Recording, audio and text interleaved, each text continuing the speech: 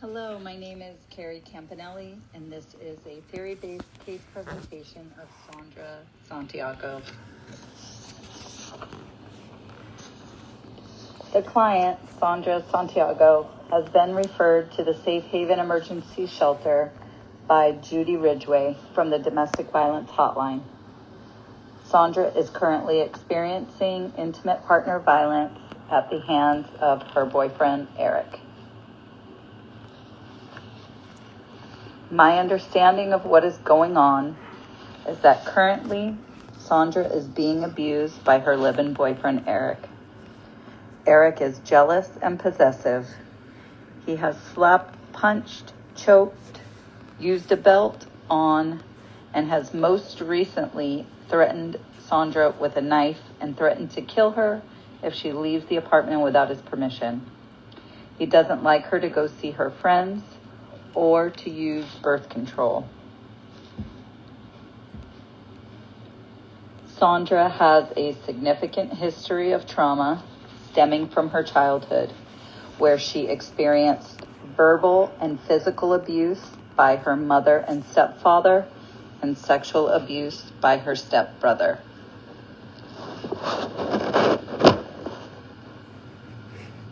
Currently, I suspect there is a possible eating disorder, anorexia specifically.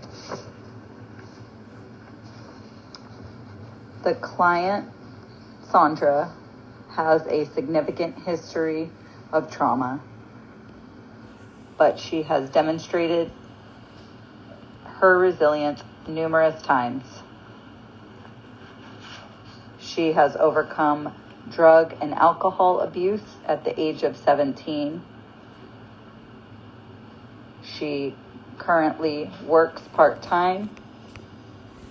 She got herself out of her home of origin, and she is currently seeking help from the abusive situation she is in.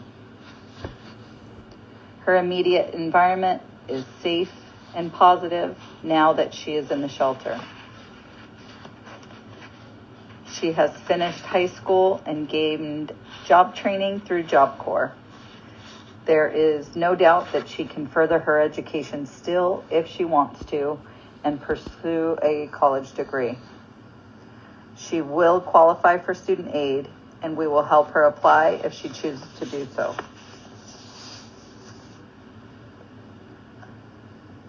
Saundra's extended family is toxic and unproductive. They have turned a blind eye to Saundra's cry for help and have sided with her boyfriend, Eric. As far as social support, Saundra does have a friend at work named Maria. Maria is the one who encouraged her to call the domestic violence hotline. Saundra is deeply spiritual and is of the Catholic faith. It would benefit her to lean back on her faith and connect to a nearby church where she can find community and connections to people who share her spirituality.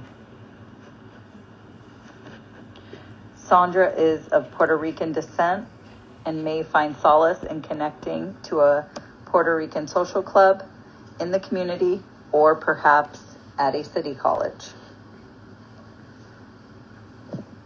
I would recommend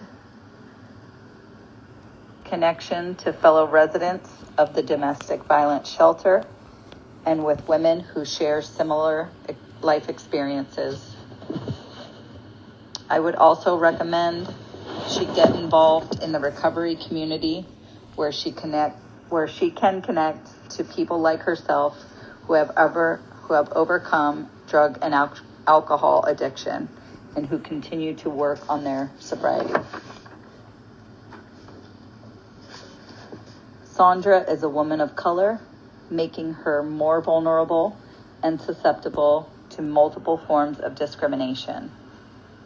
She has a high school degree, but no college education, making her social positioning on the lower end. She has most likely been the victim of discrimination based on the intersectionality of her gender, race, and socioeconomic status.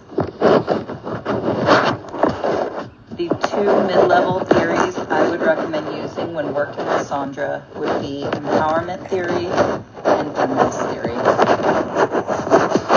Empowerment theory is an intervention that helps individuals become more independent and take control of their lives, especially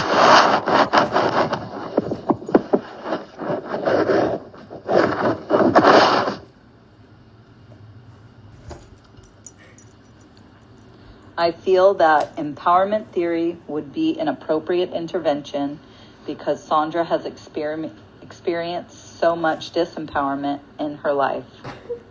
I would discuss the ways in which her power has been taken from her, and I would build upon her innate resilience that she has demonstrated despite her circumstances. I would implement this intervention by highlighting her personal strengths and her accomplishments. I would then highlight the community she is currently living in with it at the Safe Haven Shelter. I would emphasize how that all together, through shared life experiences, this intervention would raise awareness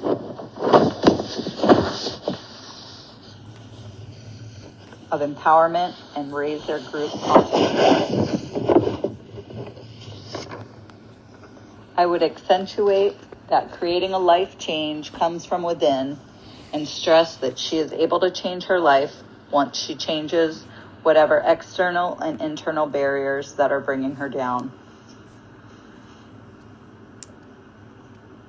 Saundra can then build her self-esteem and self-love.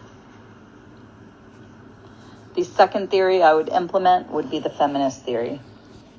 I would educate Saundra on that feminist theory is a focus on how women have systematically and historically been disempowered.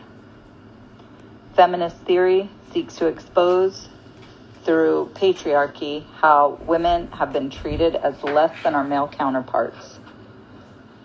Gender inequality has been and is still prevalent in U.S. history and worldwide. Using this intervention may help Saundra understand that intimate partner violence and domestic violence has more implications on a larger level. IPV and DV is not only a personal issue, but rather a systemic issue. Ultimately, I would recommend empowerment theory when working with Saundra. Although empowerment theory can be a journey and can be difficult with a client who is in such a low place emotionally, I think it is the best because of the resilient factor she has demonstrated time and time again. I would not use feminist theory. While it has its strengths, it may not sit well with Saundra because of cultural conflicts. Saundra is Puerto Rican, and in many Hispanic cultures, men do take a more dominant and powerful role. An additional issue that might be important to consider is the possibility of an eating disorder, specifically anorexia. Disordered eating is prevalent among women experiencing domestic violence. Saundra is 5'2" and weighs 90 pounds, making her body mass index 16.46. A healthy BMI range is 18.5, so she is significantly under what is considered healthy. She has also complained of headaches that she relates to nerves, but I suspect they are from hunger or malnutrition. If you or anyone you know is experiencing domestic violence or intimate partner violence, please call the National Domestic Violence Hotline. Thank you.